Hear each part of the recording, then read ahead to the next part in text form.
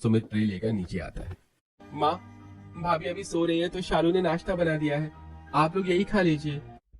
मुझे उसकी बनाई हुई कोई चीज नहीं चाहिए।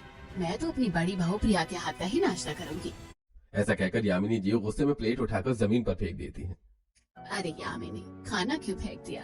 वो भी तुम्हारी बहू है और उसने ये खाना मेहनत से बनाया है अपनी पहली रसोई में। मुझे नहीं चाहिए, मैं तो अपनी मॉडर्न बहू के हाथ का ही खाना खाऊंगी। यामिनी के बर्ताव को देखकर सुमित उदास होकर वापस ऊपर शालू के पास चला जाता है। सभी लोग सोफे पर बैठकर प्रिया के जागने का इंतजार कर रहे होते हैं। करीब 11 बजे प्रिया नींद से उठती है और बाहर सोफे पर आकर बैठ जाती है।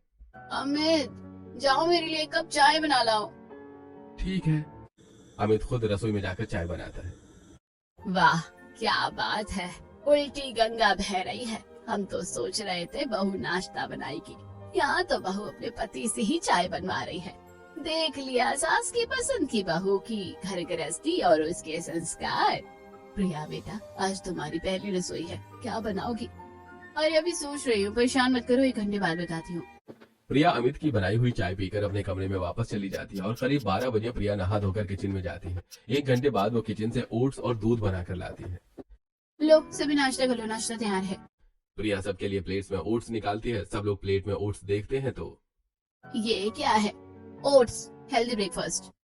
सभी लोग ओट्स का एक निवाला खाते हैं।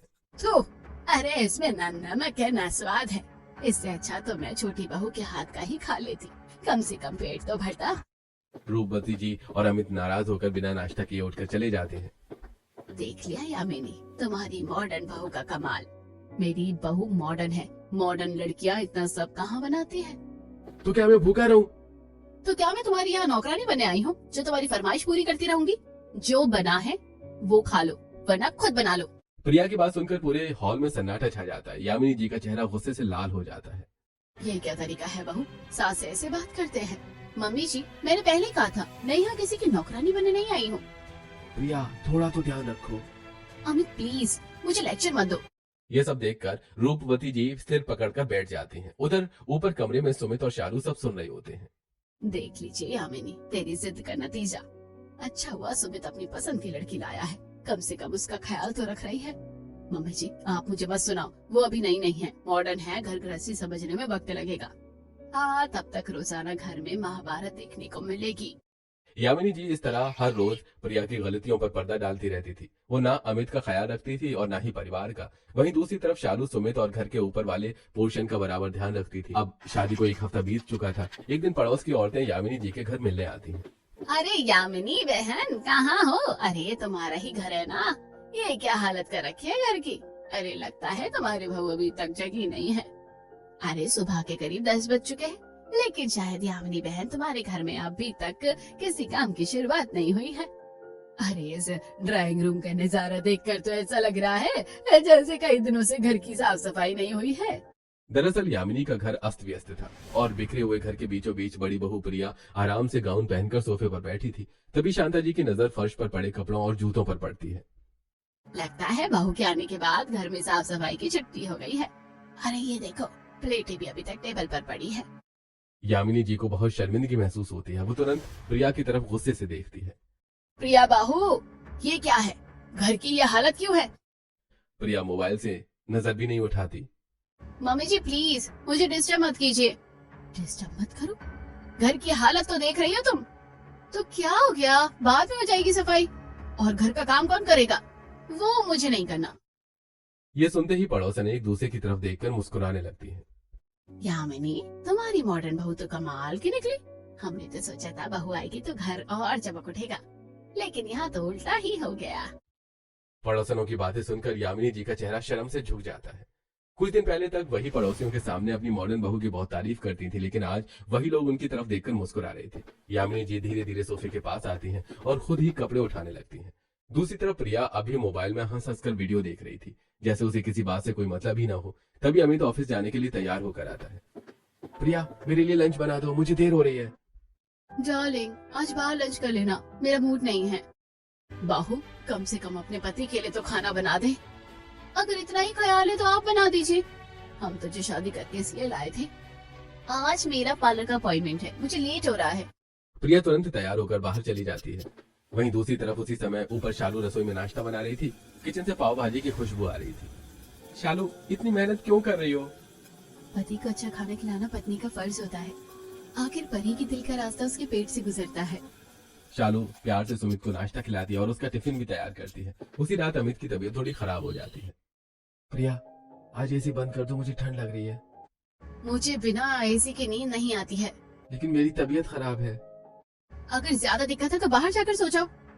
मजबूर होकर अमित कमरे से बाहर आकर सोफे पर लेट जाता है। यामिनी जी ये सब देख रही होती हैं। वहीं उसी समय ऊपर वाले कमरे में पूरी रात लाइट जल रही थी। ऊपर इतनी रात तक लाइट क्यों चल रही है? यामिनी जी ऊपर जाती हैं, देखती हैं कि सुमित को हल्का बुखार है और शालू पूरी रात उसके सिर पर पानी की पट्टी रख रही है। मम्मी जी, इनकी तबीयत खराब थी इसलिए मैं जाग रही हूँ।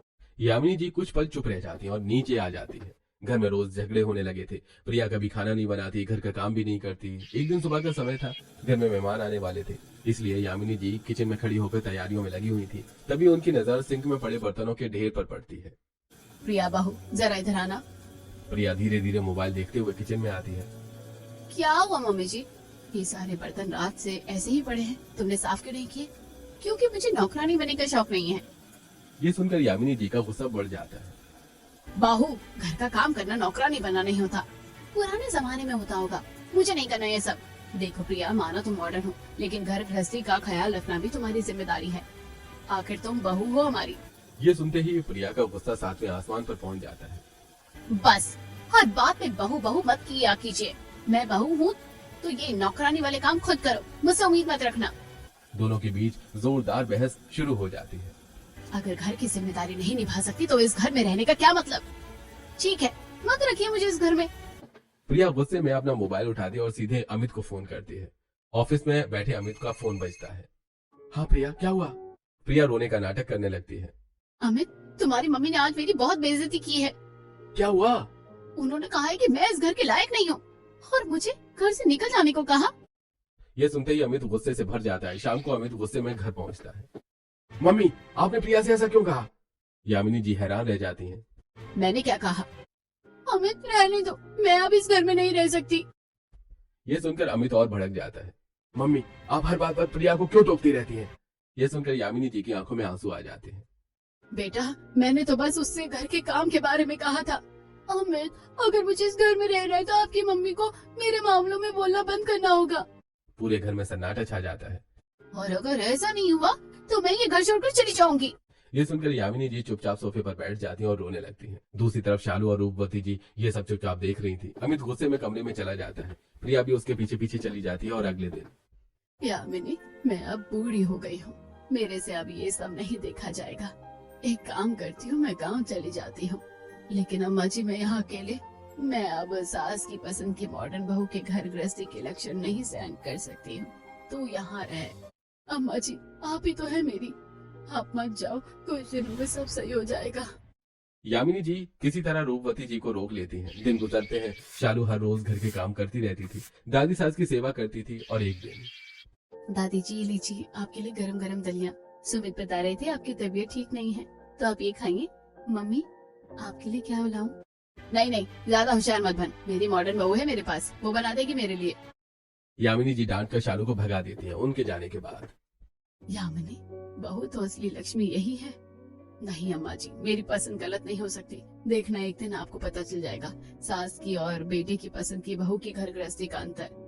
पता तो तुझे चलेगा यामिनी बहुत जल्द। इसी तरह कुछ दिनों बाद एक दिन अचानक यामिनी जी के पेट में बहुत तेज दर्द होने लगता है। आह, ओह, मेरे पेट में बहुत तेज दर्द हो रहा है। प्रिया बहू, जरा इधर तो आओ।